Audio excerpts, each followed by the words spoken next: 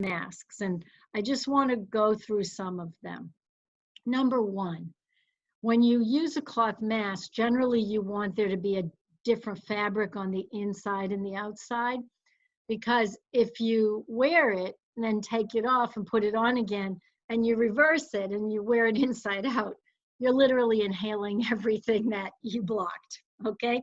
So you can give yourself a problem that way. That's one serious issue. Now, another thing is permeability, plain and simple. Surgical masks are estimated to block around 89–90% of particulates, I think at the 0.3 to 0.5 micron level.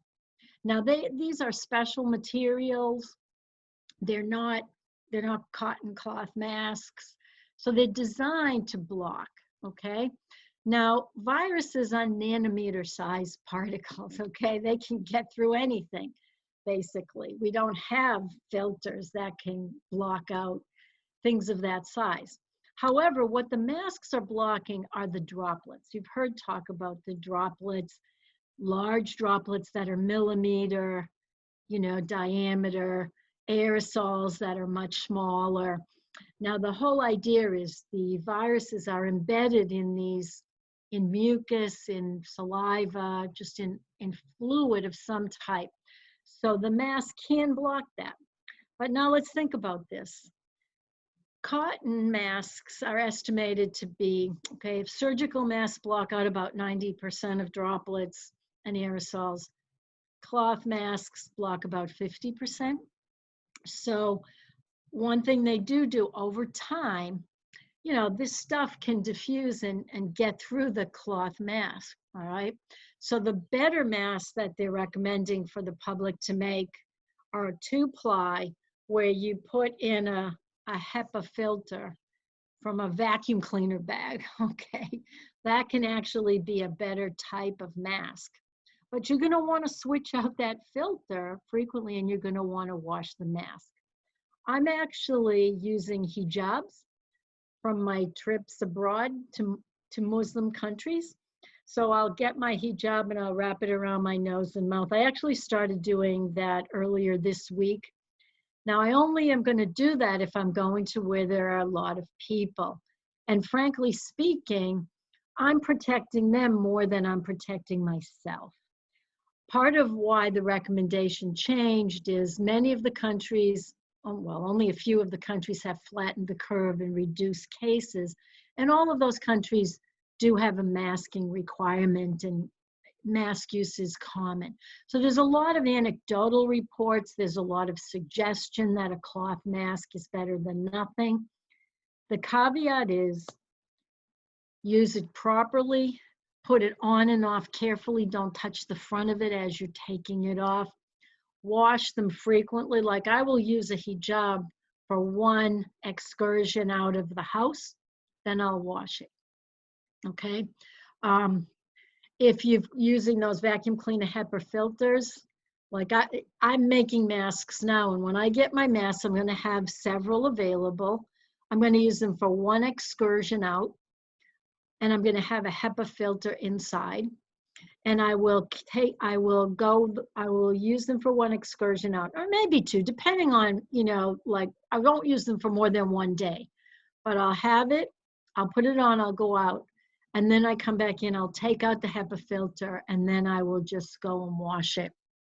Now, I have to do a little bit more research on whether I want to reuse my HEPA filters. I probably won't, because they're very cheap. I can buy 10 vacuum cleaner bags, which will make me half a dozen HEPA filters for like $12. So well, that might be some interesting information, Karen, for you to tell us. Like maybe we'll put this in the follow-up email. Is how do you make your how do you make these how do you turn these into, maybe we can find online anyway, but how do you make we can share with everybody? Yeah, there's tons of mask advice online. There, almost any cloth mask you want to make could be useful. I'm using those, I'm making the kind recommended by hospital providers. Now someone is asking, would coffee filters work? To tell you the truth, if you can't get your hands on a HEPA filter, which has smaller pores than a coffee filter, a Wattman laboratory filter or a coffee filter, that's what I would use as a backup. Now, again, using a coffee filter, the key part, one other bad way to use these is to keep them on for a long time, okay? If you're going out at 9 a.m. and coming back at 4:30 p.m., I'll show someone's asking about a coffee filter. I'll show you one. I do have one in my house. So if you're going out at 9 a.m. and coming back at 4 and you've had the mask on 8 hours, well, you've gotten any droplet through to your mouth by then. That is one key about hospital workers using these things. They don't keep the same one on for hours and hours. Same thing with gloves. I mean, a lot of people are using latex gloves. When I worked in a lab, we had both latex and nitrile because a lot of people had allergies to latex. But it's known that certain things will get through latex gloves within 30 minutes. So if you're working with infectious agents, you changed your latex gloves every 30 minutes. What we would often do if we were in a procedure we couldn't change them, we would alcohol them down to kill any virus. So if anything got through, it would be dead when it got through. Nitrile gloves are a little bit longer, have a little longer hold time, you know, before things can diffuse through. And there's other kinds of gloves that they use for more serious things, even better. But the public doesn't usually have access to those. Even using plain old mittens, you know, cloth gloves, you know, that you wear in the winter time, that can also be good. I'll wear my mittens if I'm going into a grocery store, but I have 3 pairs of mittens and I only use the mittens once, you know, one outing per pair of mittens. Now, again, let's ask ourselves honestly, what is the masking doing? It's probably helping to keep others safe from you, because one thing we are learning, and that is there are probably more asymptomatic carriers than we think. There is real debate about the number, but it's high. Now, by asymptomatic, what I'm meaning is 2 classes of people. Pre-symptomatic people who are gonna get sick, okay? They're just not sick yet, they think they're fine, but they're shedding the virus. They are the most, we believe that might be the most common route of spread. Okay, another asymptomatic carrier, and these are people who got exposed, got infected, mounted an immune response, probably have some level of antibody protection, but will never get sick and will not be aware they were even infected. Now, these guys, we don't think that category is a big source of infection because their viral loads in their bodies are generally lower, so they don't shed as much. So, okay, I'm just gonna take a moment to get a coffee filter to show you. Yeah, and then maybe also, Karen, if you can show us the other filter that you're using, the HEPA filter.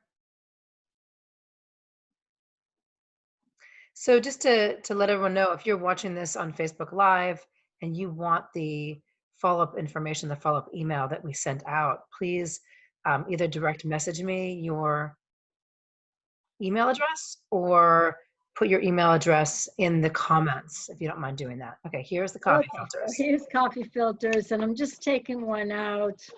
I mean, again, it's just another barrier, right? It's a barrier.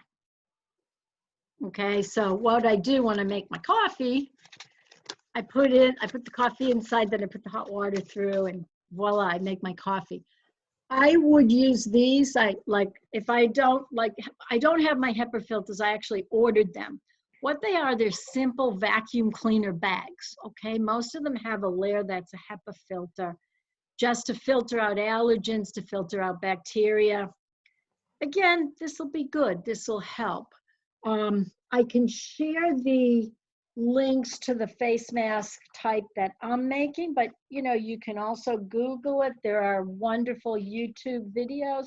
In fact, a friend of mine, a colleague from work, sent me some great information on mask making. I can also send that to you. But what I found, this doesn't quite work, you know, it doesn't work quite as well, but let me just say the Olsen mask, okay? in my research, the Olsen mask, let's see if I can show a picture of what it looks like. Okay, this is what it looks like at the end. It's a little more comfy, a little more snug fitting. It has these like little elastic bands that go around the ears. And what it has an opening where you can slot a filter in, and it has a pipe cleaner to help kind of frame your mouth and nose to create a slightly better seal than a cloth mask. The key thing is, don't keep them on all day, right side outward. Don't handle it, don't touch it. When you're taking off, be super careful, get it into your laundry basket that's, you're specially dedicating to wash your clothes, and get it into your, washing machine. Again, these can be sources of making yourself sick if you don't do it right. So just be aware, they're simple rules, not that hard. I've been wearing a bandana the last couple of days, and I was like, this is no good. Like, it's uncomfortable. I kept putting bandana. I touched my face more than I ever have, in this time, because I kept trying to put the bandana back on. It definitely did not work. It slips down. No, my hijab is the same way. It's very difficult. Yeah. So these masks, and what's good about the Olsen mask, and you will be a recipient once I get the assembly line going, of a few for you and Adrian. I'm using, honestly speaking, leftover fabric from when I had dresses made in Accra recently, old t-shirts, just junky old dresses, cotton dresses that I'm throwing away because they're rags now. I'm cleaning them well, bleach, I'm cleaning them in the washing machine, high temp with bleach. And then these will be fine masks. Like my junky old stuff will maybe be the interior part. My thicker cotton will be the exterior, and there'll be a room to put in a coffee filter or a HEPA filter. So you've got basically 3 layers of barrier. And as I said, the CDC, I think, is looking at this more as a means to prevent spread, like you're protecting your citizens, you're protecting probably. So it's the same thing as social distancing. It's like, exactly. We're doing like, what can we do to fight this?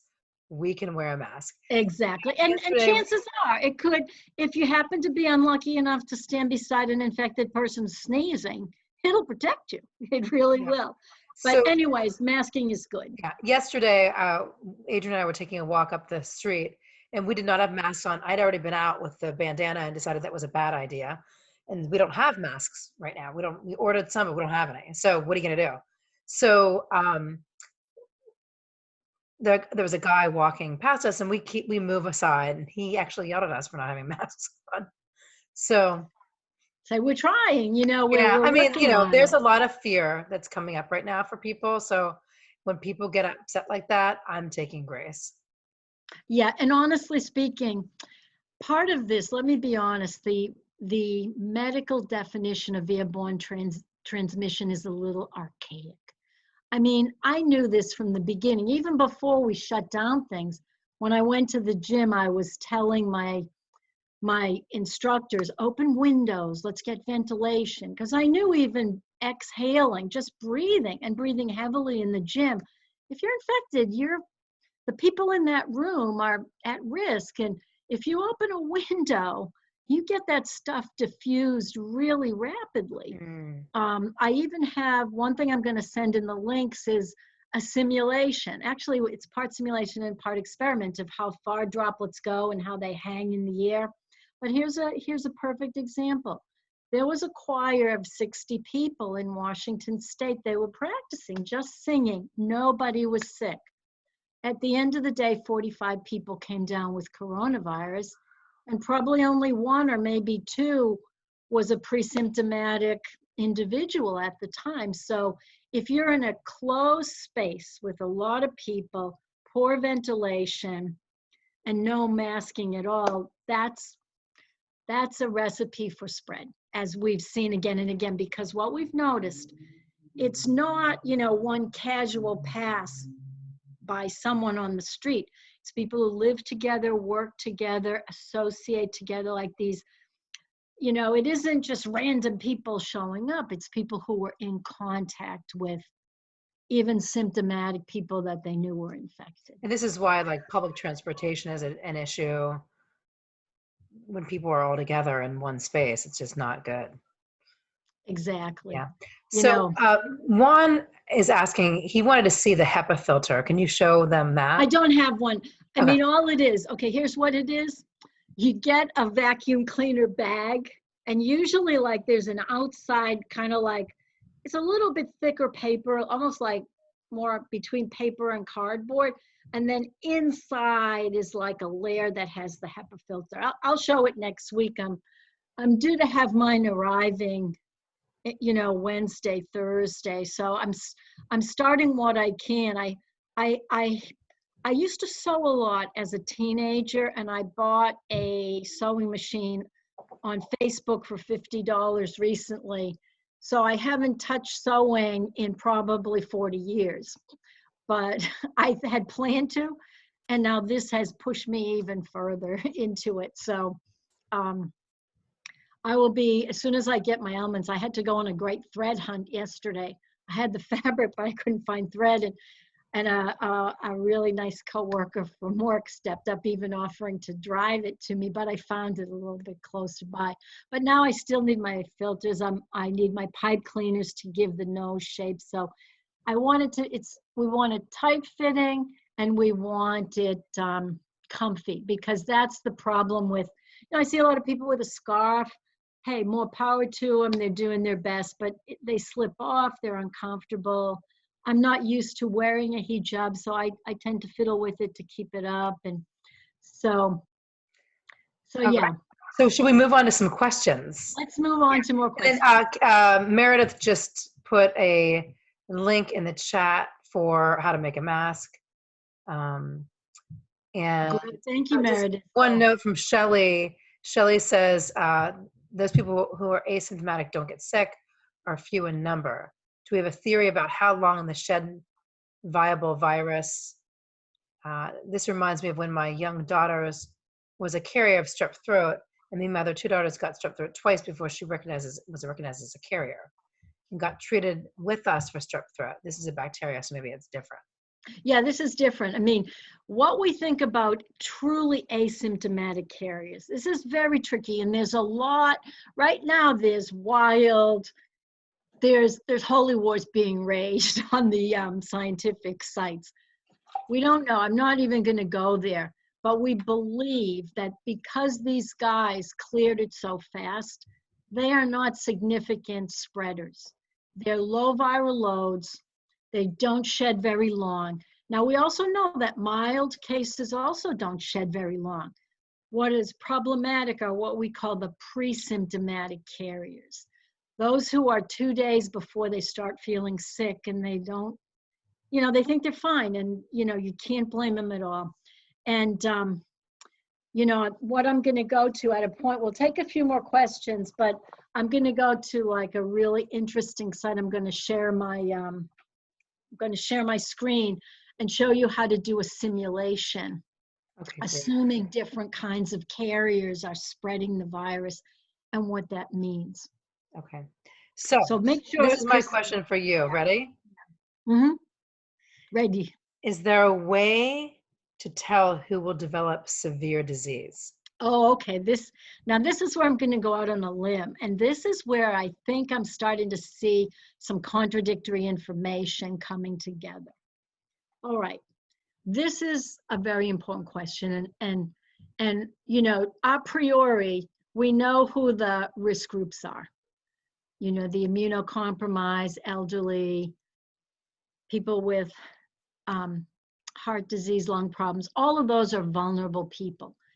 What this question is like the important element of this question is, can we tell when someone is sick, when they report to hospital or get the test positive, can they tell if they're going to have a mild or moderate case or a very severe case, and what might be a marker for that? This is really key. We've heard some stuff about blood types being more susceptible, et cetera, but these aren't really practical because all blood types get it, all ages get it. But here's something that came out this week. Two things, actually. One paper came out. Well, before I go into the papers, let me say we've had two theories. You've heard me talk about the cytokine storm and the hyperaggressive immune response, which actually mobilizes immune cells and fluid into the lungs and can be very serious. So there's been this theory that some of the younger people dying have mounted cytokine storms, which are very dangerous, and it's believed to be responsible for the deaths during the 1918 pandemic influenza. We know it's a factor in many serious flus. Okay, so that could be one explanation. Another explanation, and this is what Professor Drosten threw out in his podcast on Friday, he thought that potentially if you're unlucky enough that the virus gets in your nose or you inhale through the mouth and it doesn't start replicating in the nasopharynx or throat, it gets way down in your lungs first. That is a recipe for disaster, because when it's starting to replicate in your upper respiratory tract, your immune system is responding, you're building a defense. You may even clear it before it gets deeper down. But if it gets deeper down into the alveolar sacs in the respiratory tree, that's where gas exchange happens, and when that's compromised, you're in trouble. Now, I saw a paper and I thought, well, this is interesting, but you can't do this in a hospital setting. It's, you take a blood sample and you separate it into, white cells, red cells, and you do a light scattering experiment. And what you can see is that if the antigen presenting cells, those cells that go and look for foreign particles, they go and look and present these foreign antigens to the lymphocytes. If these antigen presenting cells are showing signs of high activation, their shapes are changing because they're working overtime, so to speak, those cases tend to become more severe. Now, just recently, there's been another easier thing that is reflective of cytokine storm, and that is high levels of interleukin-6. Now, interleukin-6 is a pro-inflammatory cytokine. It's part of the cytokine storm. And what is seeming to now emerge is if you're presenting in the hospital with high levels of this, you're at risk for progression to serious illness. And now there's another thing. Now, I'm going to allow myself a speculation, scientists in the group. I think we've started to see that obesity is an issue, right? That, it's somewhat anecdotal, but younger people that are dying, I'm noticing this. I'm seeing their pictures on TV and in the New York Times, which has a special obituary section to kind of pay tribute to people who've died of the virus, the famous and the not famous, just ordinary people who are serving their world. And I'm noticing the young people seem uniformly overweight, and significantly so. And so then something kind of clicked in my mind when this interleukin-6 thing, this paper came out. Now, again, all this is still somewhat preliminary, but obese people are somewhat inflamed, okay? Now, there's an interesting thing about interleukin-6. It tends to be produced to high levels. It's higher in obese people. And what's kind of weird about it, interleukin-6 has a lot of effects. It's what we call pleiotropic. It can also be an anti-inflammatory myokine trying to protect muscles when there's a lot of fat tissue there. So I'm wondering if these high levels of interleukin-6 in obese people, when interleukin-6 is working in an anti-inflammatory way to combat the obesity, when you get infected, does it flip and go into its pro-inflammatory role? Does it migrate out of muscles and into the lungs? Or I don't know. This is, I just kind of put two and two together with that when I saw this interleukin-6 paper.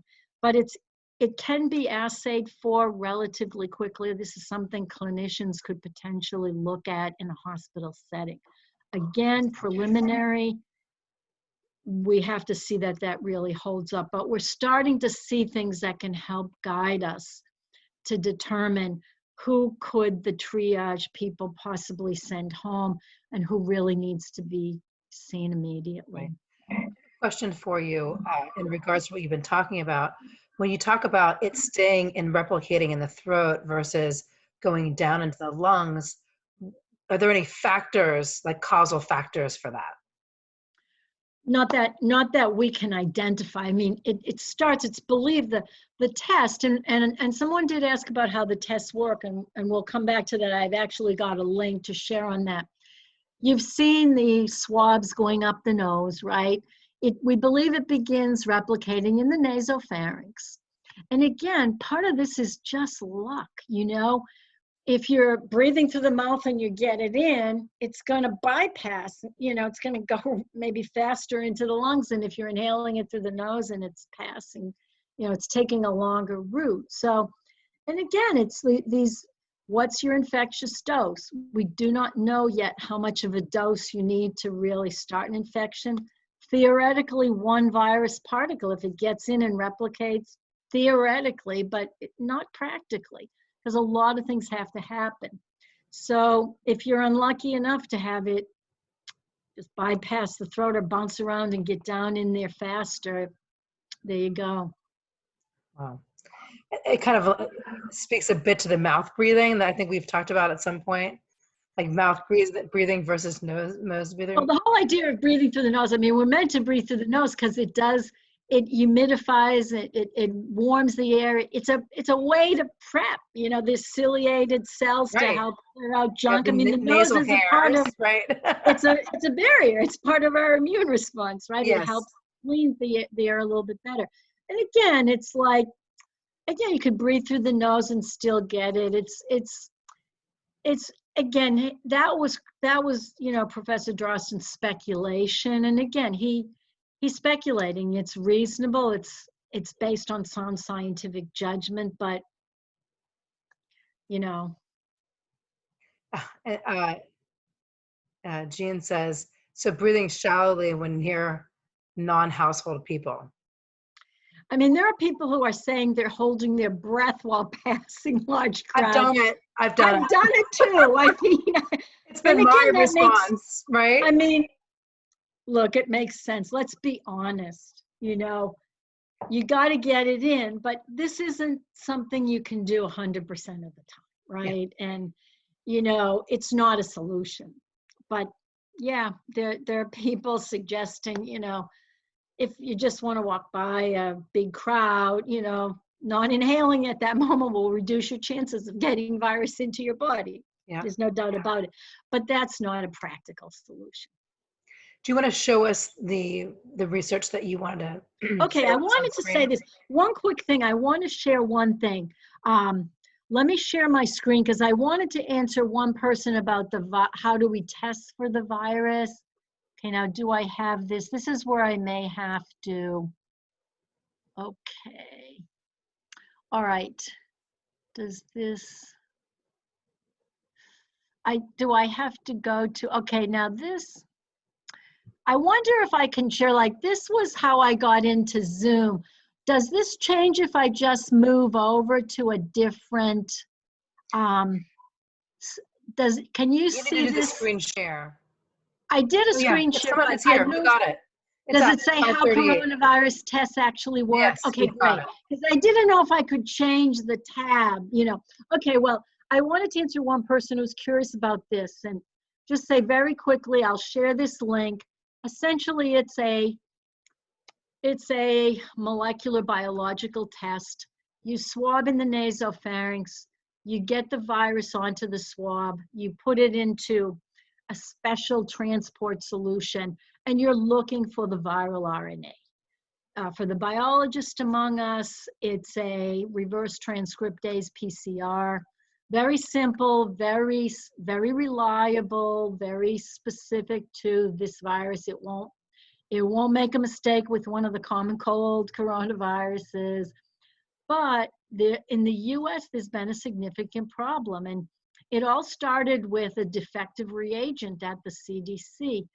And, you know, people have said, we don't have accurate numbers because we're not testing. And that's correct. The numbers you're reading on the trackers, they could be off by a factor of 5 to a factor of 100. We just don't know because we're not testing adequately. Now, how were the South Koreans able to do things so well? They had stockpiled reagents. So when they were hard hit with MERS in 2015, it's a very lethal coronavirus, much worse than this one, 34% mortality. So they were prepared. And they were prepared to do contact tracing and really follow, follow people who are known to be infected, isolate them and inform their contacts and get them quarantining. So the paper I'm going to talk to you about is called Quantifying SARS Coronavirus 2 Transmission, Suggests Epidemic Control with Digital Contact Tracing. And actually, that's what the South Koreans did. They weren't depending entirely on manual tracing. They were using cell phones, and the population had to activate the GPS feature, and the phones were talking to each other. And that's how we're monitoring who's staying at home. Now, some people are freaking out that it's Big Brother invasion of privacy. But if it works, that's important, right? So we can get back to business as usual. Exactly. The paper I'm going to show you basically concludes that in the United States, the moment for manual tracing is long gone. And unless we do digital tracing, we will not be able to get out of lockdown, okay? And I'll show you a really great tracker. Like, this is really a simulation. Now I'm going to reload it, like I disconnected from the server. But what I'm going to do, I think it's extraordinary that we have these capabilities. I mean, this is where, isn't it? This information, we don't like being tracked, but this is where it could really come in handy. We don't like it so much when it comes to marketing, but when it comes to our public health, not so bad. Oh, absolutely. There are times, I'm not happy to know that Facebook knows more about my purchasing behavior than I do. I'm not happy about that. But I'm happy to turn on my GPS to keep myself and everybody else safe. So let me just show you what this is. And this is very cool. Now, all of this model, and again, it's a model, but it's based on very realistic numbers that the scientific community agrees with. Now, before I tell you what's in this nice graph, let's look over here. We are talking about the infectiousness. Those of you, I know many of my former students are on, I'm seeing your names. You guys can go to this site. You can see the link up here. You can see where it's coming from, but it's going to be on the links that Kristen shares too. So incubation period, which is the time from your exposure when you get infected to when you develop your symptoms, believed to be about 5 days. So the incubation period is set to 5.16. Now this is the log of the standard deviation. What this is basically saying is, how certain is that? It's not like 5.16 days for everybody. For some people, it's 3 days. For some, it's 7 days. So how big is that window? And again, that window is normally dictated by the infectious dose you got and your immune status, how good you are, as how healthy you are, how good your immune system is. So now the generation time. This has to do with how long, for example, like I infect you, how long is it until you develop your symptoms, okay? Now, how we estimate that, and it's approximately, here we see it's 5.67. It's about the same as the incubation time, okay? Because I'm likely to infect you before I know I'm sick. It's going to take a little bit longer for you to get sick too. So this is much less certain. And what this shape parameter does, this shows that, the peak is 5.67, but it's a broad distribution. You can play with that shape parameter to make it more a tighter distribution or a more broad distribution. Again, these are less less known than the incubation time, but it's reasonable. Now we're going to say epidemic doubling time 5 days. This is more in some places. It's a lot more. And it's less in other places too. So, again, So we're where gonna are we just, right now in the US in I'm terms of? not sure. I'm not sure where we are in the US. So, but 5 is reasonable. Like this was developed by a British group, and I think at the time this was developed, that was true for Britain. There were fewer cases at the time. And again, with exponential increase, the number of infected people, the number of new cases is proportional to the infected cases, which is why the social distancing is essential. The lockdowns are essential because effectively you're moving the number of infected people down so they can't go infecting.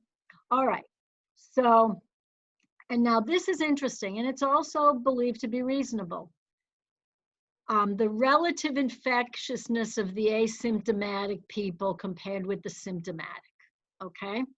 Now, this is that small category, right, of, lucky people who get infected, clear it, and they probably have antibody protection. So that's very low.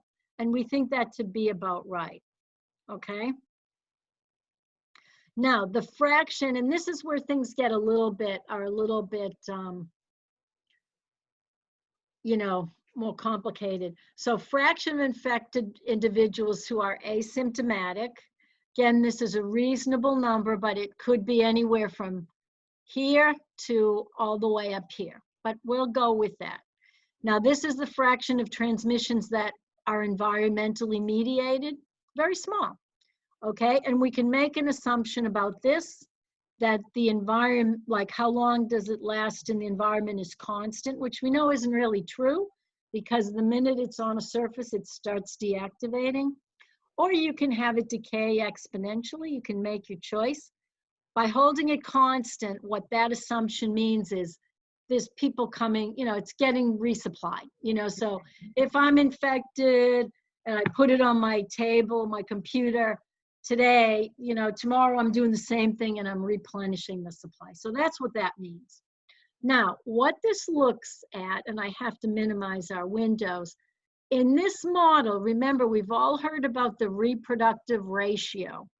And this is on average how many people you infect once you're infected. And to flatten the curve, we've got to get this number below 1. Okay?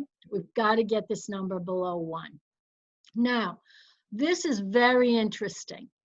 These are very reasonable things. Now, all of these different colors represent the contribution to the new infections, right? Now notice, out of the number 2, 0.9 of that comes from pre-symptomatic people, okay? So that means, as you can see, comparing them all, the total number of our reproductive ratio with this model is 2.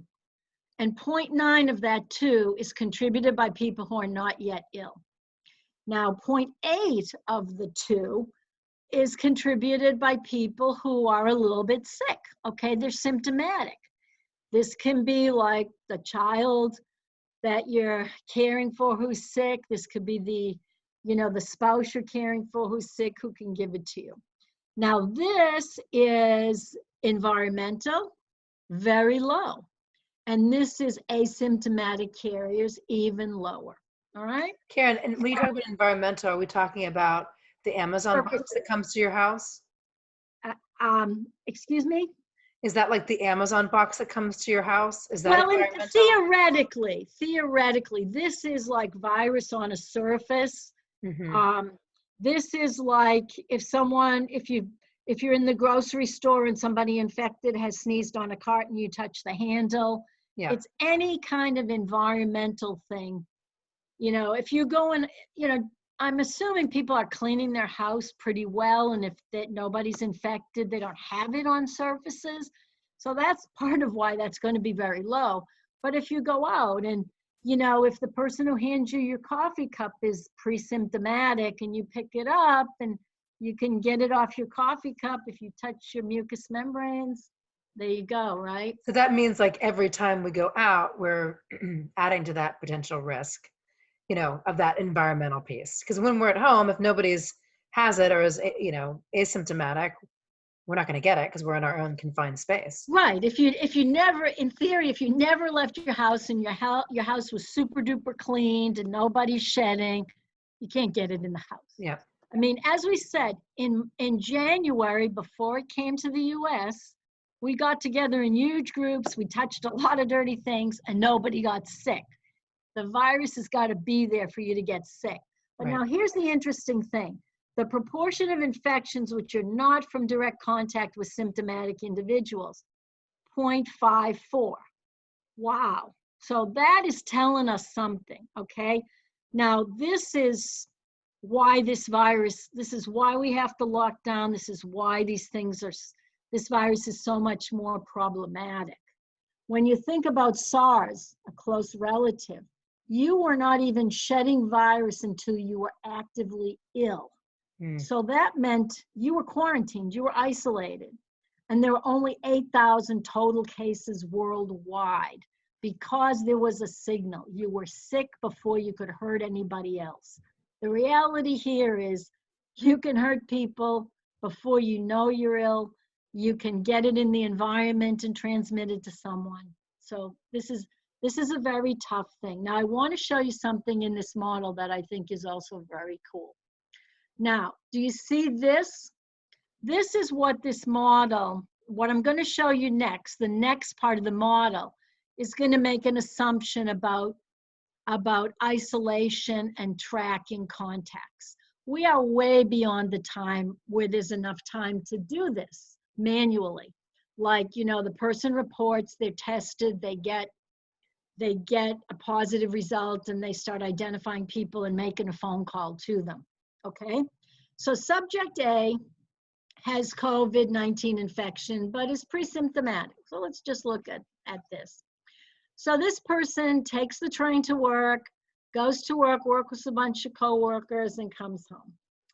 Okay, how do I get this whole thing down? I want that to stay down. Okay, so now, day 2, our little guy A wakes up with a fever. And he's concerned, okay, I could have COVID. So he reports his symptoms and he requests a home test. Now, again, we don't do home testing here, but let's just say he gets a test and he tests positive for COVID. Now, his cell phone, he gets his report by cell phone, and his cell phone automatically sends an instant signal to all those people who were in close enough contact to him to be potentially infected. So all of his coworkers who sat near his cube, E, F, and G, and the person, maybe his roommate, is B. So their cell phones get it, and they're told, guys, you've got to self-isolate for 14 days. Now, people who are further away, H and I, at work, they just get advice. They're probably not as much risk. So they're told, okay, social distance, be even more vigilant, and decontamination will be done in that person's house, at their workplace, and on that train. Okay, so let's assume that these are now the interventions. So we have now looked at our assumptions. Now let's look at the interventions. And I want to do something, I want to whack it way up here. Now this is going to be a little tricky to understand, but I think you're going to really appreciate it once you see it. Now let's imagine that there's a 72-hour delay from symptoms to isolation and quarantining. Okay, now you're gonna have to trust me on this because I'm gonna tell you, you don't see the line now. In order to flatten the curve, we need to bring we wanna get the growth rate. In order to eliminate this thing, flatten the curve, get it out of the population, we need to get the growth rate, little r, to 0. That's what we're going for. Now, what this is saying, basically, what this is saying, if we cannot isolate and quarantine. If we have a 72-hour delay for isolation and quarantining, it is impossible. What this means is that manual tracking will never, never contain this, okay?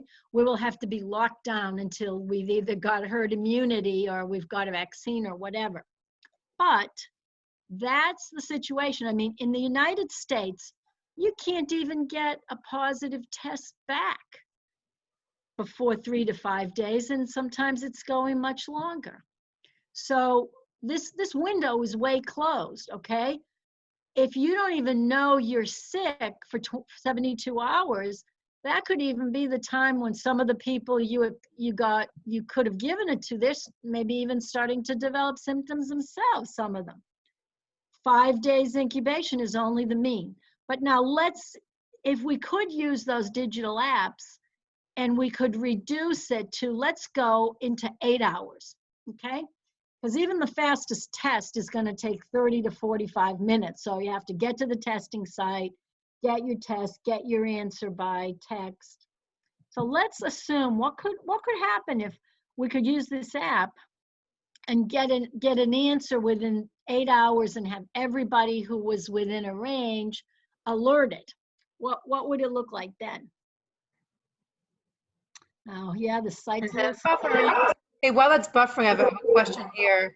okay. Someone asked, Marty asked, what if your friends and yourself are over 28 days with no symptoms? Well, then I would say that you don't have it. I mean, 28 days is a very long time. I mean, we're thinking now 10 days is enough to say that you've cleared it, even if you were sick. Right. But in theory, though, you'd have to be 28 days completely isolated, right? Like you couldn't have gone to the grocery store or out for walks, like what, right? That is not my understanding because, guidance is changing a little bit. I've not heard about 28 days for any level of isolation. We're even thinking that, after your symptoms end, you say you had it, mild to moderate case, you've got no more symptoms. I'm even hearing that 5 days later, you're probably okay. But 14 days is the recommendation.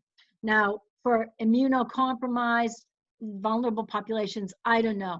But if you've been isolated for 28 days and have not become symptomatic, there's no way that, all of the data we have suggests you didn't have it. Right. Okay, now coming back to our graph, this is fascinating. And now notice the difference. Let me just say, scientists, you can go and explore in more detail. But non-scientists, in a nutshell, that line represents the borderline of the growth rate equals 0, okay? So anything that's green, okay, means we can shut this thing down.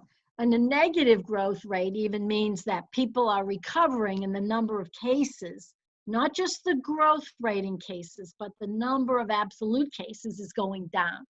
And we're going to get there, absolutely. China got there, South Korea got there, we're going to get there. We just have to be careful about reinfection and coming in from other countries. So what does this mean? Like if I'm one of those people who got near the person who was pre-symptomatic, and I get a message on my cell phone, you were exposed, self-quarantine for 14 days and disinfect. I only have to, let's just pick a point in this green zone. Okay, let's pick a point right here and let's go down. I only have to successfully isolate about 55% of cases and warn about, let's say this is maybe 69, 70%. I only need 69, 70% success in quarantining contacts for us to get into this zone, okay? And what this means is other people can kind of, we don't need everybody else locked down. If we had a near universal digital tracking and warning system, we could kind of cautiously reopen the economy. But then again, if you get that text, you got to go home from work, you got to go home, you got to start responding. Again, this changes. Let's say we can't do it in 8 hours. That's pretty impressive. let's say we could do within 24 hours. What do things look like then? The longer it takes, the more isolation and quarantining you need to do to make this work. Because we are starting to think now, we haven't peaked yet.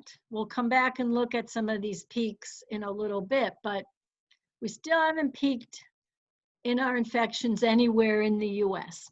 Okay, so now notice the line has gone up. We don't have as much flexibility. Let's take a point here, okay? We would need to isolate, okay, if we wanted to still isolate 55% of the cases, we would then need to do probably 80% of contacts quarantined to have the same outcome, okay? So you can go to the site and play around with this tracker. The bottom line, and I'm not gonna stop sharing because let's go and look at our health data too before we come out of here. The bottom Can I ask you line a is, question really quick though? sure. What's the, like, are we going to implement this system? Like, what's the update on that?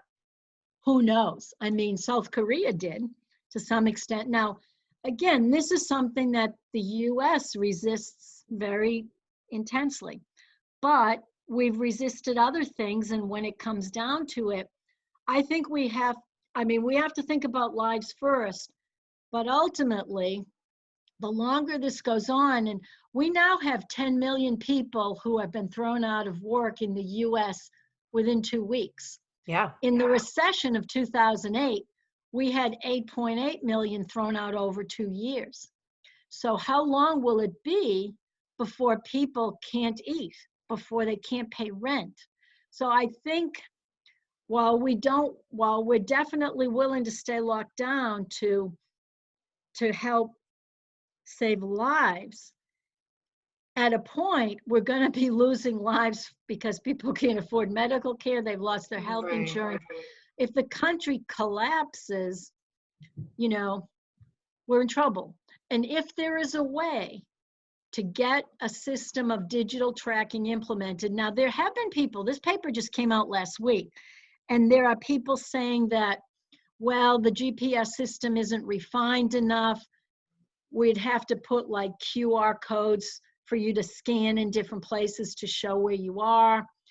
It doesn't work as well in extremely dense urban situations. It, you know, if the population density is too high, it won't work as well.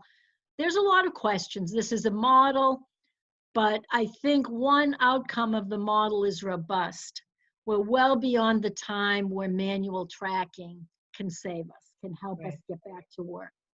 One thing, look at China though. This is what gives me a lot of hope. China has basically more than flattened the curve. The new cases in China are all being imported, and the Chinese have now shut down foreigners coming back in the country. But they're getting the economy going again. They did a thorough lockdown, only for like 2.5 months, something like that. And they're getting, you know, their economy is starting to revive, and they're sending us masks and ventilators. So it shows that if we do this right, if we take the lockdown seriously, it can work. Now, as we cautiously come back online, you don't need every person in the US to put the app on their cell phone for it to work. But there has to be a critical mass of people using that kind of an app for it to be successful. And I don't know what those percentages are. I don't know if they've been calculated. Okay. Yeah. So, It would be an incredible use of this technology that we have. I have a couple of questions before you jump into this. Emily's asking a question, and I don't even know what it means, but it's like one smarty pants to the other. You'll probably get it. I'll try. What's the non-log SD? Okay, do we have, okay, it's just SD stands for, it's just the standard deviation. Oh, okay. And all the log, you know, the SD, and you know, they just put it in a logarithmic format. They take the log of the SD, but essentially what it means is, what's the standard deviation around that 5.16 incubation time? Now, the ultra sophisticated might want to say, well, what if it's not symmetric? What if it has a tail? the model doesn't go that crazy. I mean, there are very extremely sophisticated ways of doing this, that the distribution, like we're assuming a normal distribution where though, the number that it's below 5 is the same as the number above 5. And we know that's not true. There we go. See, I knew this was from one PhD to another one, but now I get it. So, Okay. and then I just wanted to ask one question, that I know you want to jump into this, and then we've got some other questions happening. Just so you guys know, our goal was to, shoot for an hour and a half. So ideally we'll be done by noon, but we'll take questions until we need to not take them anymore. Right? Yeah, if people, I'm free, like as long as people want to keep asking. I Okay. just hope, have we tackled all the questions that people Oh, sent no, in we ahead haven't, but of this is time? no, we haven't yet, but I have one question that is Okay. mine. And I had a conversation with a friend of mine who's a doctor at Cedars. I don't know if he's on today or not, but, and if you are, you can chime in. They're talking about this finger prick test that will let you know if you have the antibodies. Right. And then if Yep. people Yep. take it, That's then coming they can online. re-enter the workforce. Mm-hmm. So any thoughts about that? Yeah, that antibody test, that's going to be that looks at things differently. That looks for antibodies. And, that's a good proxy for the infection. Yeah, I mean, the problem with this, okay, there aren't that many that are with as little blood as the pinprick. The thing is, you're going to have a lot of false negatives. Like, I'm following this. There is a test. I mean, it exists today. They're trying to make it, more accurate, so there are less false positives and false negatives. They're trying to make it more sensitive so you can detect lower amounts of antibody. Yes. Now, the issue with these is getting the kits made, the reagents. They work. Some have been more validated than others. But yes, that's another way to expand mass testing.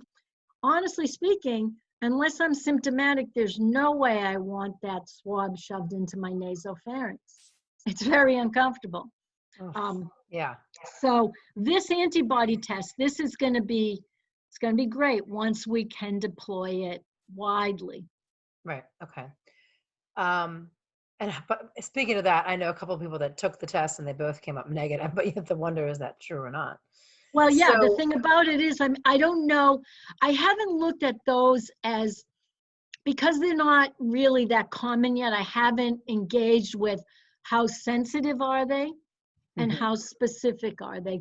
They might be they have a higher potential to cross-react with antibodies to the less serious coronaviruses or something else. I have to really look at that. I'm not up on it. Maybe I'll do it more for next weekend, but I've really been looking forward to this because then we can have a much better sense of how many asymptomatic carriers there are, how many cases there really were, how close we are to herd immunity. That's going to be wonderful. But again, one of the big issues with all of this is reagents. And it's just something we've got to ramp up, that kind of production. Now, in the US, President Trump just put in the Defense Production Act, so he can basically order companies to ramp up. But again, the facilities have to be there. The facilities themselves have a maximum throughput, and we have not stockpiled. This is the failure of our public health system that has been being dismantled under both Republican and Democratic presidents since Ronald Reagan, and I hope this has taught us a lesson. So Karen, do we want to go to look at the projections and then go to the rest of the questions so we can? Sure, let's just quickly take a look. Okay. This is, I want to show you a new tracker. Okay, let's go to a new tracker. This one I love. It's a little different than the one we looked at last week, but I'll just do this really quick. Like, this has got cases by country, okay? And what they're showing, I mean, this line, they used to do doubling timelines, but I guess what this means is this is the 35% daily increase. I presume that's what that means. And you can see the US is still pretty bad. And this is new cases. And this on the x-axis is days since 100 cases. So This is basically how much we're in, the confirmed. Oh, wait, sorry, I'm wrong about that. This is the total cases. These are the confirmed cases, and these are the days since 100 cases. So this line is kind of where we're seeing a 35% daily increase. Now, you can see who's flattened. South Korea. I don't even see China here, but yeah, oh, there's China. All right, Italy is flattening. Spain is flattening. Are we? A little bit, maybe. Now, this is by states, and it's really good to see that New York is improving, okay? But New York, New Jersey, Michigan, Louisiana, California is actually pretty good, all right? And Washington State is really doing well. What surprised me is that Washington, D.C., coming down here, this is very interesting because now it's normalized by the population. Obviously, bigger countries are going to possibly have more cases. So this is case per 1 million people, all right? So the US is pretty bad. Spain is worse. Italy and the US are on the same trajectory now. The US will probably exceed Italy on cases per capita. Now, this is the United States normalized by population. And as you can see, New York and New Jersey are about neck and neck. Louisiana is a close second. But what surprised me, my own place of Washington, D.C. is worse than Massachusetts, worse than New Hampshire, worse than Washington State. And I know we have a lot of Californians here, so I'll just try to highlight California really quickly. Okay, there's California. You guys are doing a lot better than a lot of other places. So you were the first to put in measures, and it's showing. So yeah, amazing. You guys in California. Thank God Gavin Newsom took charge of that. That's for sure. Smart guy. You did the right thing. Okay, so now what you can also do, and I did this on that site, this new site I have for you, you can click on a county. So I looked at New York City, okay, New York City, and then it's like 113% growth over the past week. And just yesterday, they added over 6,000 confirmed cases, and they added 321 deaths yesterday. So we haven't peaked. We've still got a lot of suffering in front of us, but I think Can you type in Los Angeles County on that one? Okay, let me go back there. Okay, since that's where I live. What the heck? All right, let's go back. Let's make it real. Okay, let's go back, because what we have to do, we go back here. This is what you do, like right down here. Okay, see the county level data. So this is where we click on that. So let's type in Los Angeles.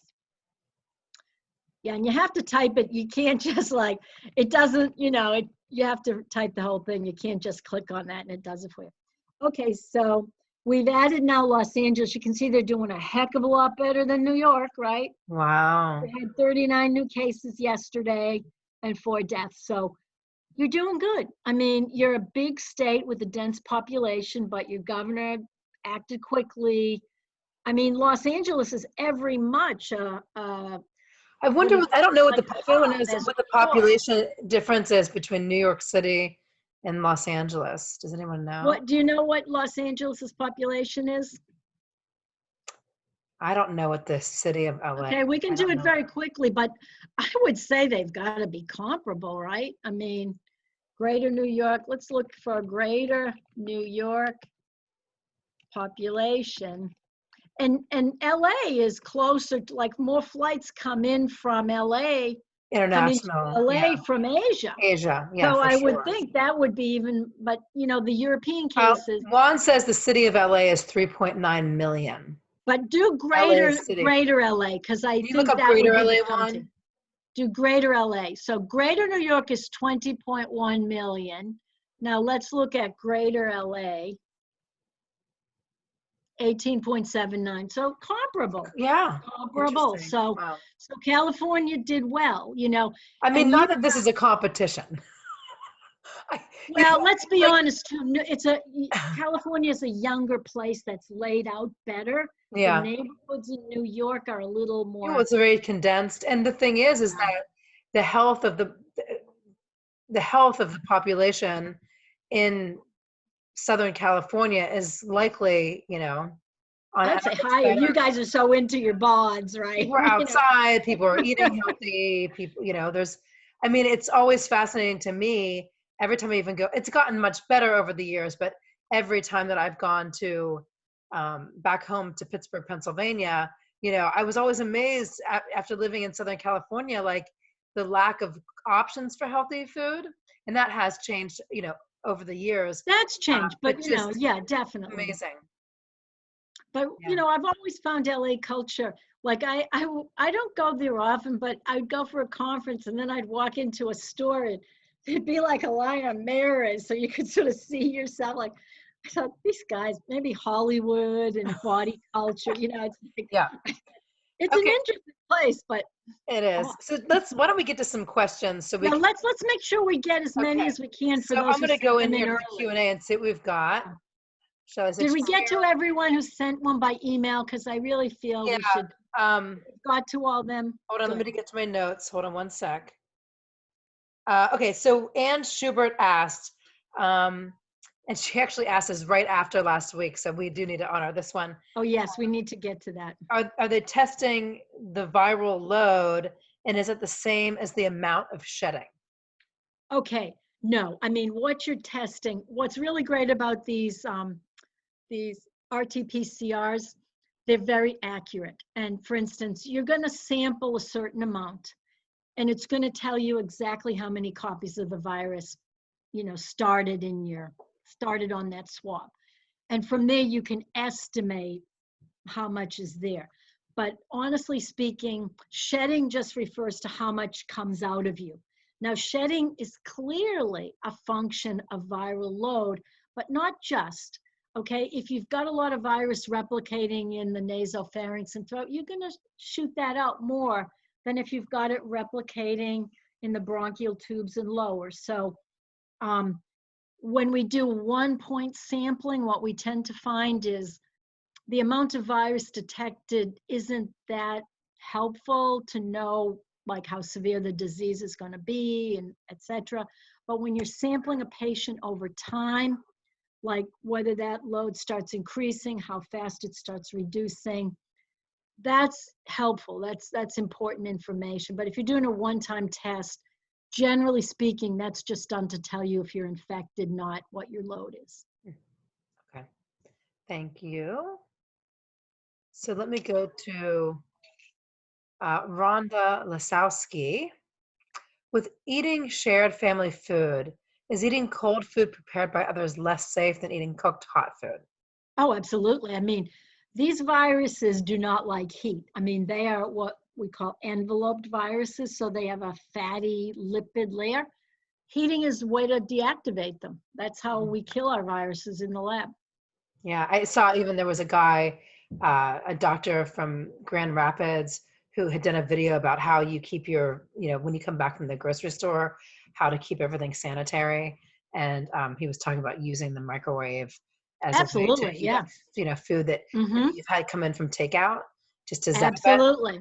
The I would nuke any of my takeout.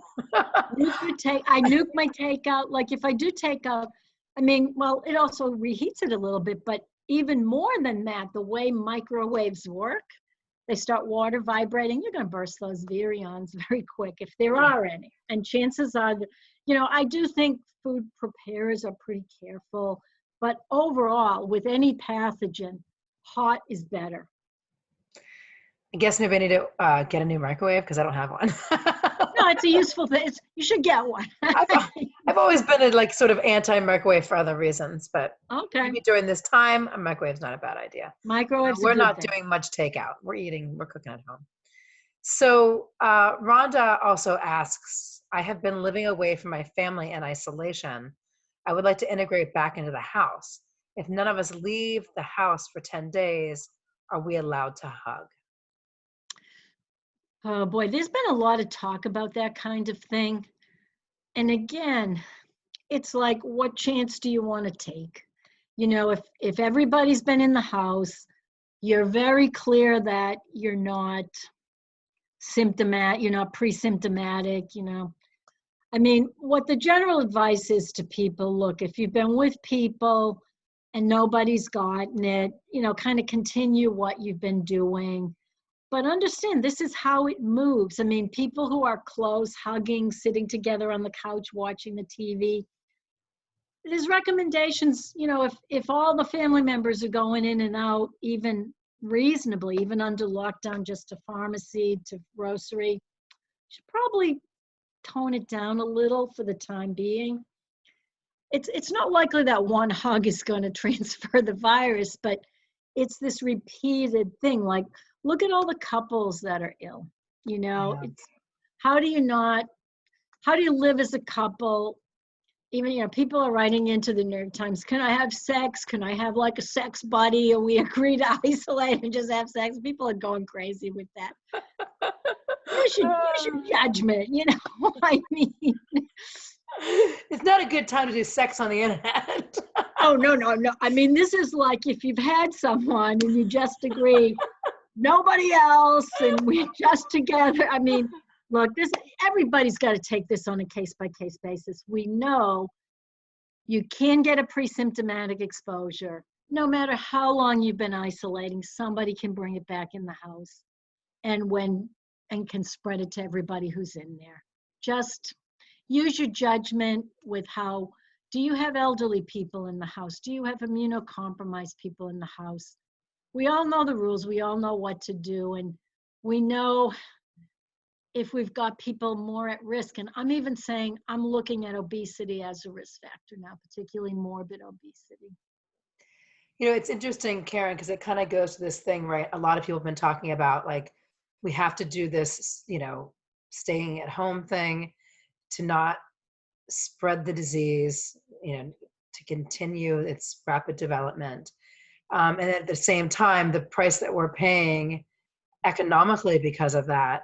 And the other factor of that is like, when you're just talking about hugging alone, like what price human beings are paying to not have physical contact with other people it's just an interest from a pure spiritual, mental, emotional perspective.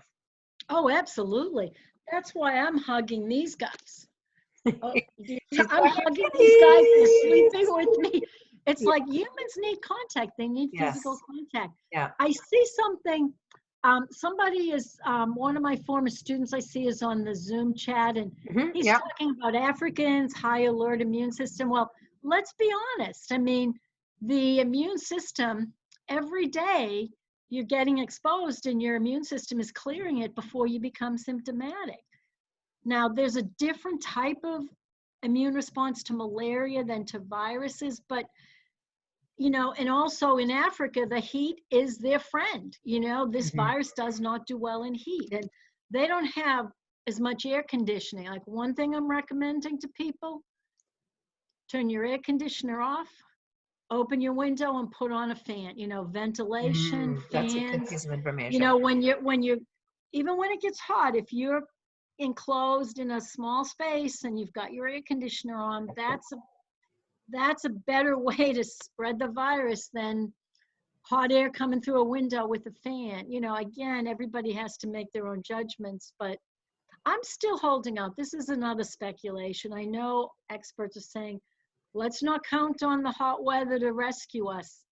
I'm looking at 1918 influenza, and the virus nearly disappeared during the hot months of summer 1918 in North America. We don't, like, Africa is not, the cases aren't very high. And I don't know if that's just an artifact of bad testing. They don't have a lot of kits. They don't have a lot of tracking capability, not like South Korea or the US. Is that really that there aren't many cases, or are there lots of cases that we're going to start seeing presenting at hospitals? I think the heat might be helping them. I don't know. We'll find out. At least sub-Saharan Africa, not South Africa, which is temperate. But my former students in Ghana, what I'm telling them all is the heat might be your friend.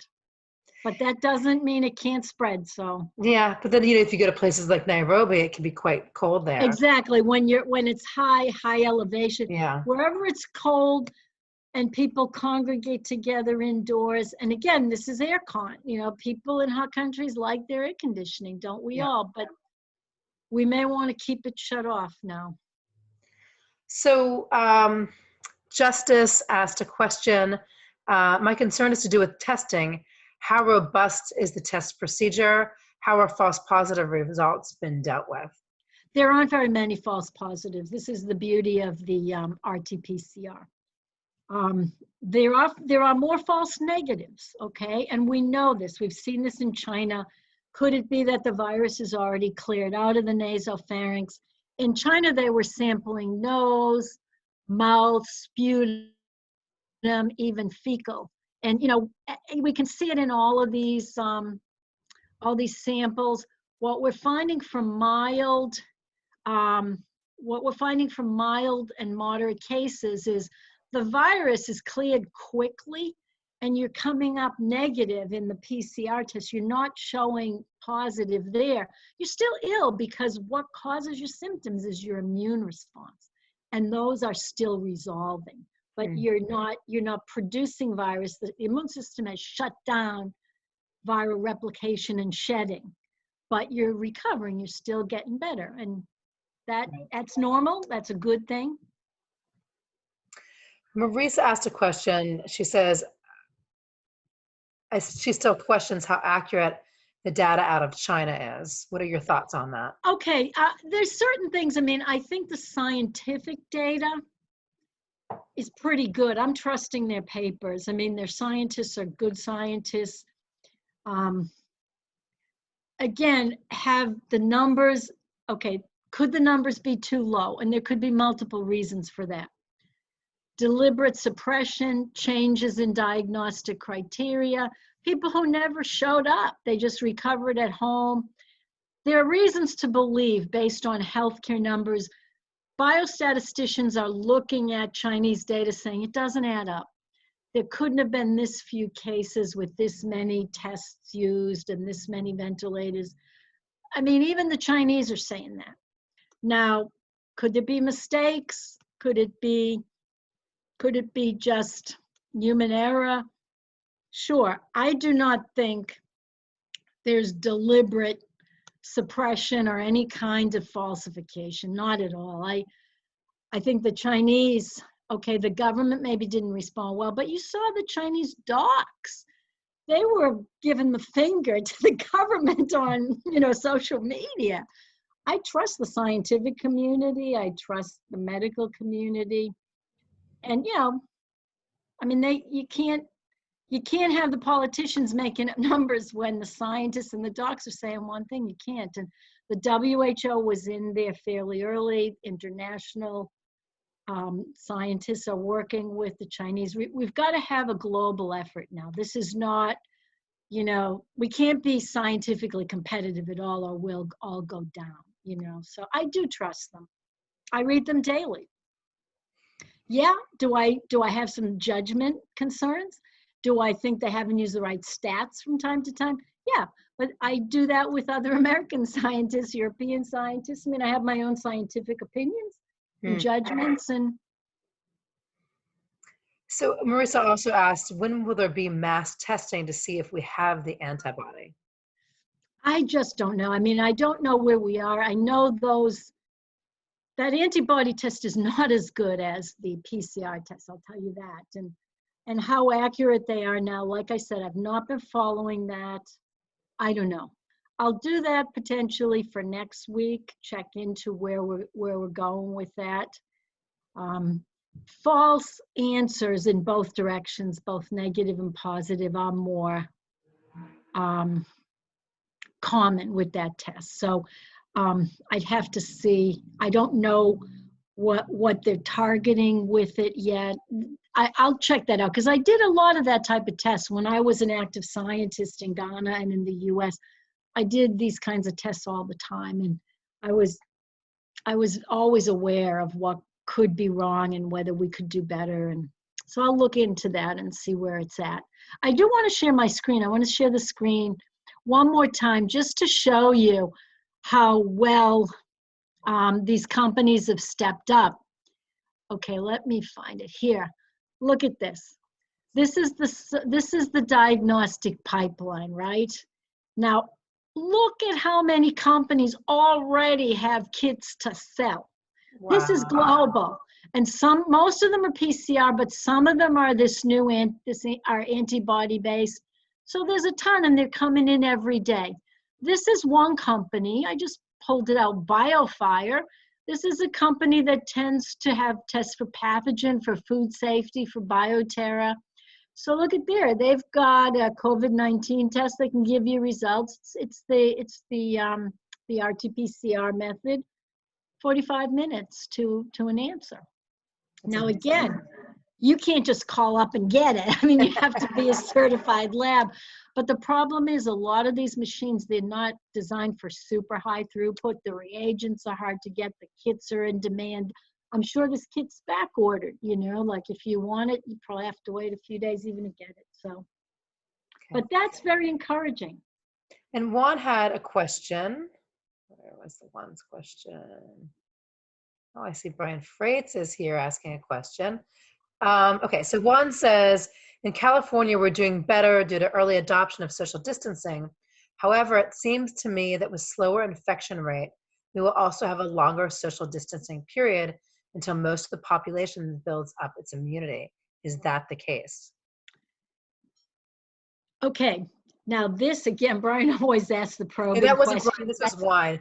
Oh, this was Juan? Okay. Juan. Okay. So whoever asked that question, it's very nuanced, okay? It depends, okay? As I understand it, what you're saying, once the growth rate gets to 0, and it doesn't even have to get to, you know, all the way to 0, that's that borderline, that black line in the simulation I showed you. Once you're there and can stay there, you can get out. You can get the rest of the population out and about. Now, what you saw when I did that, if you were here when I showed that simulation, you don't have to 100% isolate and 100% quarantine. You have to get to a critical mass. And understand that as the rate slows, the rate of recovery is also rising. So the herd immunity is getting out there too. So New York is going to probably be much safer. It's going to get to herd immunity faster than the rest of the country. So there are multiple things in play here. And until you can isolate and quarantine rapidly, we're going to have to stay locked down, okay? Because it'll come back. Like, look at how Japan has started to see its cases creeping back up. Even South Korea, people are coming into the country. South Koreans who are out of the country are starting to come back. They're bringing it back. So this is why people are predicting these wave phenomena. And you want to be very careful. Like, what I'm more afraid of is things are going to get better. People relax their guard, go out, and we see a surge. Like, that's what in pandemic 1918, before, I mean, people were social distancing at that time, okay? Some cities were, but it wasn't as consistent and as well understood as today. We had the first peak. It went away during the summer. The second peak was the worst. It was massive. Then it went down as it got hot. You know, then it went down, and then we had a little bit of a third peak in the spring of 1919. It went away during the summer of 1919, tiny peak in the fall of 1919. But then again, it had evolved. There was a lot of mutations in that virus that had been reassortants, a lot of things that happened to change that virus. Coronavirus is a slower mutator. Okay, I'm going to ask a quick question that Marty just asked. I think we have the answer, but let's just ask it. And then I'm going to go to Brian Freitz's question. Should we wear masks and cover our hair while marketing? Well, again, I mean, yeah, masks, yes. Hair covering, let me ask a question. What's the situation? I mean, where's my little, I was going to show you my cap. I've almost always got my cap on because I'm cold, you know. Now, Do you believe that airborne particulate, are you seeing people coughing and sneezing, in your supermarket? Again, asymptomatic people can be breathing it. Could it get onto your hair potentially? Now that we're thinking, just talking and talking loudly, and I'm going to send Kristen a link where you can watch a simulation and even a real experiment of someone sneezing and where the aerosols go. Yeah. So just a reminder for that, if anybody is watching from Facebook Live and you want to get the follow-ups, you have to send me your email address. Otherwise, you won't be on the list. Or we could even, like I've got this in a file, you could even upload the file to underneath the live if you want to. Oh, we could. Okay, cool. Okay. So I could do that.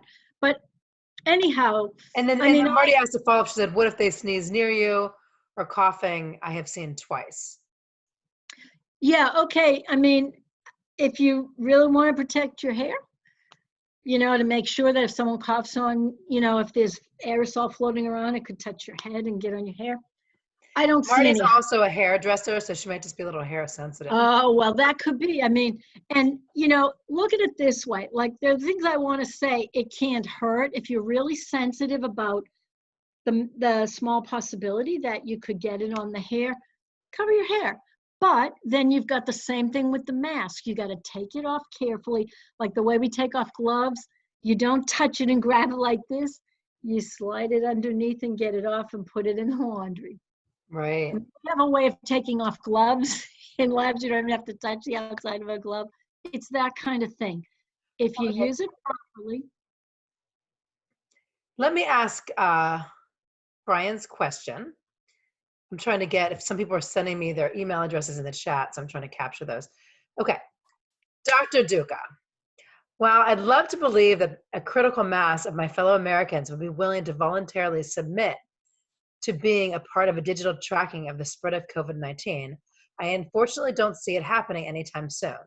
There's an intrinsic deference to authority in other cultures, particularly in places like South Korea, that simply doesn't exist here. So, given my pessimism on the question of Americans' appetite for digital tracking, what do you consider the most promising developments in the quest to get this virus under control? There's a second part, but we'll answer that one first. Yeah, it's true, and using that kind of thing involves a lot of trust. In Scandinavia, they could do it tomorrow. And all I want to say with that is, as people start to see the economic consequences, one thing I started researching for my own job is, well, what evidence do we have? What can we expect economically? And I looked at the 1918 pandemic, and people are citing that evidence that, okay, the impacts were shorter term. They tended to be short term. And, the economy, because of 1918, rebounded rather quickly. But there's a massive difference. In 1918, in the US, the people who were killed were in prime working age, between 15 and 40. And some people in that age group who survived actually were in demand for construction, for factories, for production, and they actually saw a raise in their income. But it was a very different economy then. China has that kind of economy. It's more production-oriented than service-oriented. And they are showing a 1918 type recovery. They're rebounding fast. Their factories are up. The people who were killed are a different demographic, but still they're coming back online. It's sort of 1918. We're a service economy. Are those food trucks coming back online? Are those people who lost all their clientele and can't buy supplies for their service business coming back online? It's very unclear.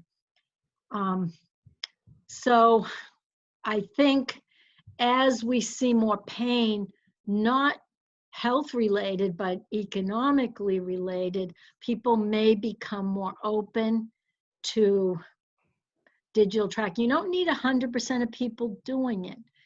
But as you saw with that graph I showed, you don't need 100% contacting. So if enough— We're being tracked anyway, aren't we? Oh, well, we're being tracked anonymously. Point is, this kind of tracking You Right. have to Do the let name, do yourself it. accept the text so Yes. they know who you are, right? Yeah. They have to get your phone number. I mean, in Maybe I'm aggregate, like a cell naive, but phone for company. me, I would do it in a Oh, heartbeat. I'd do it in a heartbeat. I'd put that app on tomorrow. I'm even doing it voluntarily on sites. Harvard University has a big tracking project, and covidnearyou.org. I'm doing it. I'm Yeah. doing it Maybe you to can help share those links with everybody. us too. So Okay, I can. I think people I want to might. start getting tracked, bring it on. And it's most important, like that tracking. Like I'm always clicking, "Hey, I'm fine today. I'm fine today." So that isn't the most important data. The most important data is I'm starting to feel sick, and Yeah. then they follow you and help you identify. But people may start to become more open. The data companies, the phone companies, they know in the aggregate, but they're not breaking it down. But what they're doing, I've seen data published showing top 10% of income, bottom 10% of income, and how much people are moving around. How the hell does a cell phone company know what my income is, right? So how are they going to be able to divide those two groups, Yeah, that's And what they're interesting. finding is low-income people are moving a lot more. In cities where there's less income polarization, there's less difference between the high-income movement and the low-income movement. So Facebook knows more about me and my purchasing behavior than I do. So that ship's already sailed. So if having a cell phone, like I want to get that text, hey, you were working with someone who's Yeah. infected, quarantine, I will quarantine. Yeah. It's interesting. This came up actually this week because we got a letter from um, my son's school, and there had been two people, different people, someone in the high school and someone in the elementary school. I think it was actually parents. I can't remember now. It wasn't necessarily children, but it was family members that had contracted the virus. Had come positive. And it was interesting because some of the parents on a thread that I'm on were like, hey, we should know who they are, what class they're in. And I was like, because based on the dates, it kind of, the ship had sailed, it was Right. Yeah. If it's that far thing. in And the I'm like, past, forget about it. I don't think that there's any reason. School had been closed since the 13th of March. But it's an interesting question, right? Because it's like, what is people's privacy? And, we kind of have to opt Exactly. into it as opposed to like just have it being given. And, maybe it would be different if we had been in school yesterday or within Mm-hmm, the week, mm-hmm. and then this happened, but we had been out of school for so long. I was like, I don't think this is even a conversation that we should be having right now, because there's a lot of other things to converse about at the present moment. And So at the very most, they should just say, look, if you are in class 6, homeroom 5 or whatever, like that's the most you would need to even say. yeah, but I even think at that point it was unnecessary because of Yeah, the timing. probably if Um, it's that long ago. so Brian has a follow-up to his question. He said, also with regard to the heat of the summer, which maybe you've already potentially helping to curb the spread of the coronavirus, even if that proves to be the case, isn't there reason to believe that it will bounce back in the late fall and winter, similar to other seasonal viruses? Based upon what we've been told about the length of time necessary to develop a vaccine for COVID-19, would we be potentially looking at another significant breakout once the weather cooled? Yeah, absolutely. What I'm thinking, you see, there are different kinds of scenarios of lockdown. There's like a couple months scenario where when it gets hot, maybe we can go out again, but then it's got to reactivate as we approach the cooler months, So I'd rather see, like, again, that's my scientific judgment. I could be wrong. And if we do get a respite over the summer, will it be very like 95% or will it be 50%? With air conditioning, if they'd had air conditioning in 1918, I predict the virus would not have gone away during the summer, because in closed spaces with poor ventilation, and when you've got the air con on, you don't have the window open. That's a recipe for spread. So it remains to be seen, but and what we should plan for is, even if the lockdown is released, we've got to be ready to maybe lock down fast as we start to see a resurgence. And if we are smart, okay, first of all, assuming we get the reprieve, which is a big assumption. Second assumption, we're basically down to the 0 growth rate or negative growth rate. We have to be very aware when cases start again. That's where if we can test fast and track fast and isolate fast, we might be able to still keep away from the lockdown. But we That's did when some the work. GPS data Yeah, would be if we helpful. could, yeah. Even those of us who'll do it voluntarily could be very helpful. Mm-hmm. Okay, so just a couple more questions here. Marisa asks, how long does it stay infectious on hats, cloths, scarves, etc.? Okay, we've mostly tested it on hard surfaces, okay? And those hard surfaces, it can be up to 3 days. We did test it on cardboard and fabric and things like that, but it's so variable. Like the results were so all over the map. Generally, a little bit shorter. So if it's on fabric, like I say, I go out with my hijab. I use it once. I mean, if I've got it there, it could be, I would say it's going to be no less than 12 hours, which is the estimate for how long it'll hang in the air. So I'm not going to say it's less than that, and potentially it's longer. So I don't let it deactivate naturally. I throw it in the washing machine. So anything you're using for hair protection, if you're using a scarf, a bandana, a cloth mask, I'm recycling those with I won't go so far as to say every excursion out, because I might, come home and drop groceries and then go to the pharmacy, something like that. I might keep it on like that. So, but I'm not keeping any of these things on a long time, and I'm washing them after use. If you really want to be safe, if you've got an immunocompromised roommate, loved one, whatever, you're changing your clothes when you come in, you're washing them, and then you're safe. Then, if you feel that worried, if you haven't covered you, pop into the shower, just the simplest. This stuff is so fragile. These virus particles are so fragile. Ordinary soap, any soap, the weakest soap on the planet, is going to dissolve that lipid envelope and they're gone. RNA is fragile too, which is why it's a little harder to do the test. DNA, we can find dinosaur DNA out there. But RNA, it's meant to be degraded. So there's enzymes even on our hands that can degrade RNA, not DNA. So stuff's gone. That's a good answer, because I've thought a lot about, like, am I buying the right soap, right? Because Any soap is soap. so hard to get come by these days. Yeah. Is this the right soap? So that's good to know that. Mm-hmm. Rhonda is asking, what should hospital rooms have windows that open?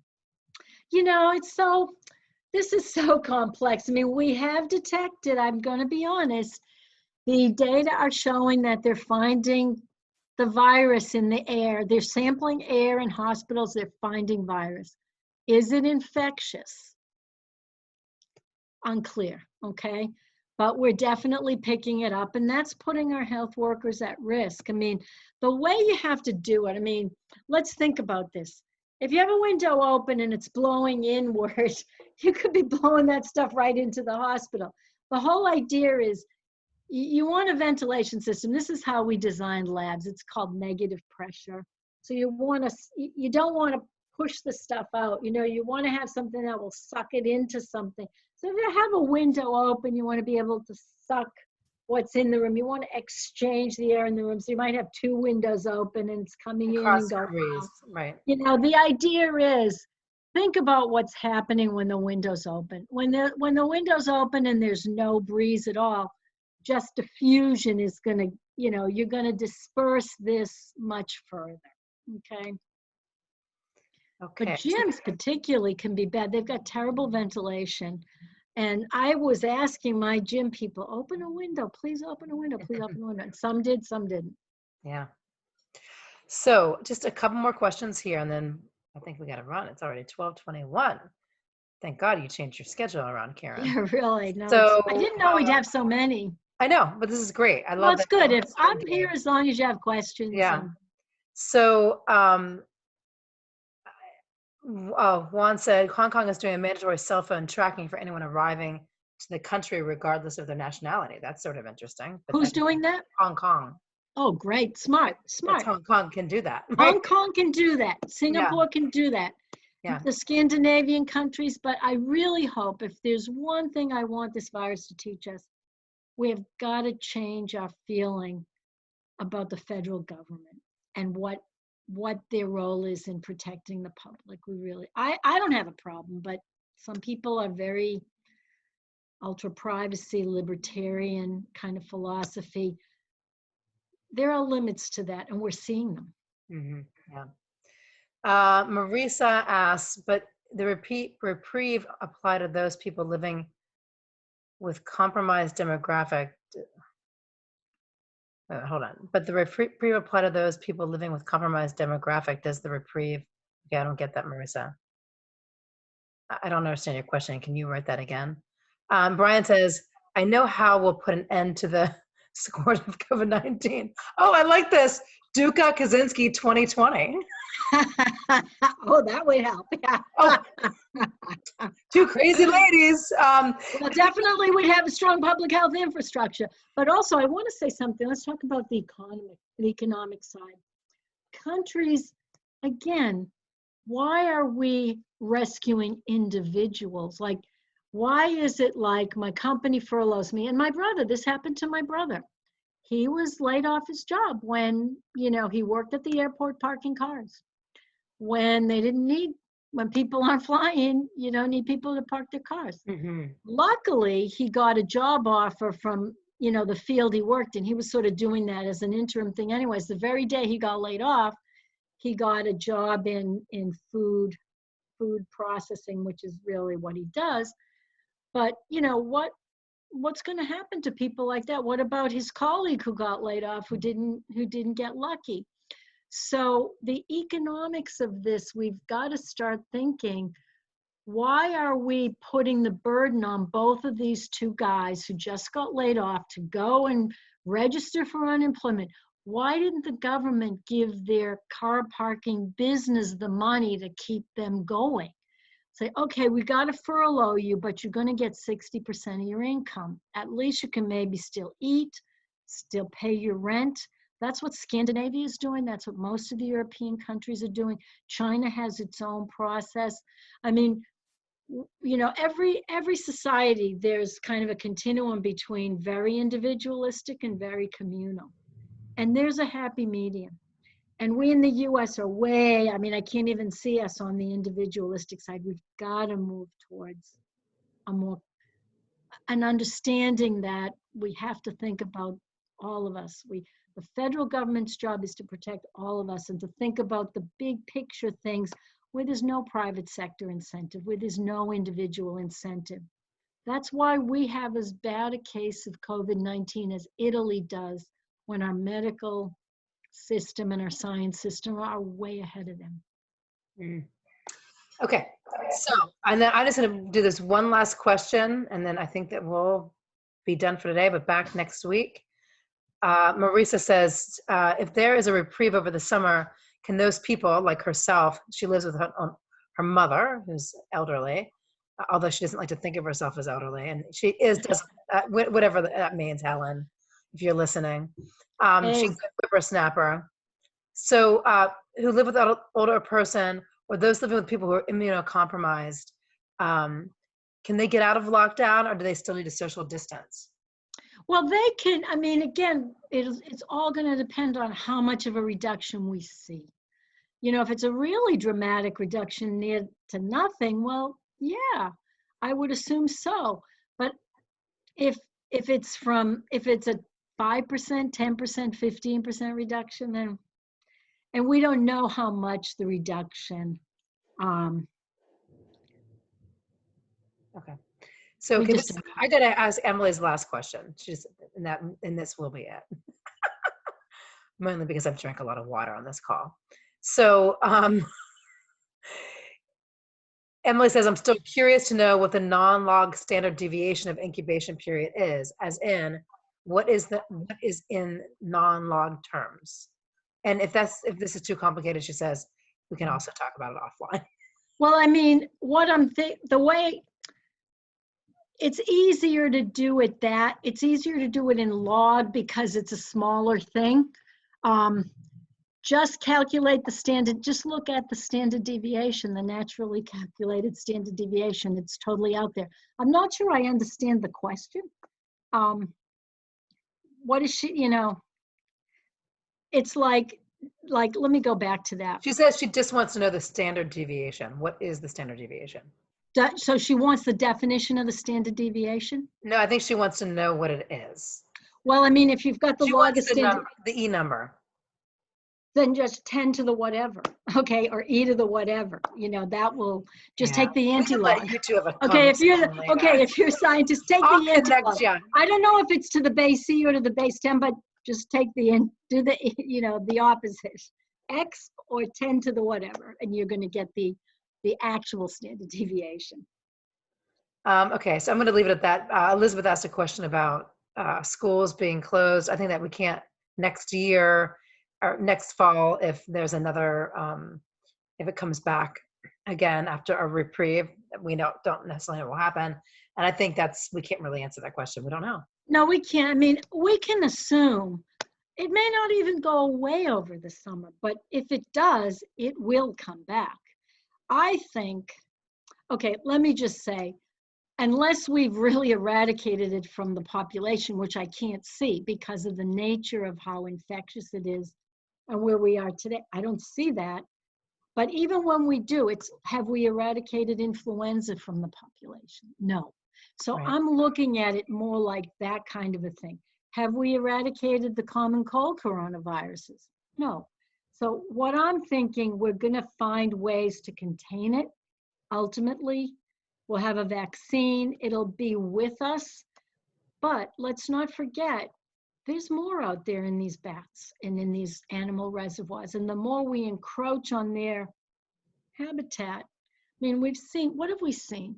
Since SARS came out, we've had SARS, then MERS, Ebola keeps coming back out of animal reservoirs. Now we have SARS-2. What else is there? And I think this has got to be a wake-up call for how seriously we think about the potential pathogens that we just haven't met yet. Mm-hmm. All right, well, let's leave it at that. Okay. Thank you so much, Karen, for doing this again. Thanks to everyone who has come. If you have questions for next week, I mean, we can always ask them, freestyle too, but we always appreciate the questions that come in early. It gives Karen a chance to think about them and do some research if necessary. Please share this with any of your friends or loved ones who might be interested in joining. And I think next week we might go back to the noon time. It seemed like it was a time that worked better for a lot of people. Is the noon time? We like noon. And I'll also Pacific Standard Time and the things Eastern. Yeah. And I will go for Emily. I'll be looking for standard deviations. And again, these guys, I didn't look deeply at that in the paper. You can check it out in the paper. I'll put the link to the paper there if you want to check it yourself. I mean, we know this is not a symmetric distribution, and they might have been using a different distribution where that will take that into account. I'll check that out. I didn't think someone would want to know that so much. Secondly, I'll look for that antibody test, and I'll report back out on that if you're there, if you're here next week. Yeah. Brian and Juan are behind us for 2020. Well, we all say, and as we say, we're doing our best here. I have to give a shout out to Marty. She's on Facebook. She says, go vegetarian. We might not have those problems with the Well, that's another thing, and bats do useful things. Bats scavenge bad insect vectors. Yeah. Bats help us a lot. I don't want to see people thinking, getting the wrong idea from this, Yeah. But yeah, going vegetarian, that'll help. Yeah. And just as we talked about in our first webinar, you cannot stress the importance, and I know that all of us, including myself, might be challenged with this right now. Eating healthy, eating clean, keeping away from the sugar and the flour. I got a message from a doctor in Florida, and it's like it makes it, and eating the sugar in terms of inflammation in our immune system, it ain't good. So, and it's hard right now because I think a lot of people are drinking and a lot of people are eating sugar. Yeah, So no, if we healthy, can minimize that, that's good. Stress I down. love you guys. I love you. Okay. Thanks, Karen, so much. All We'll see you guys good. next week. Okay. Okay, bye-bye. Okay, are we off live?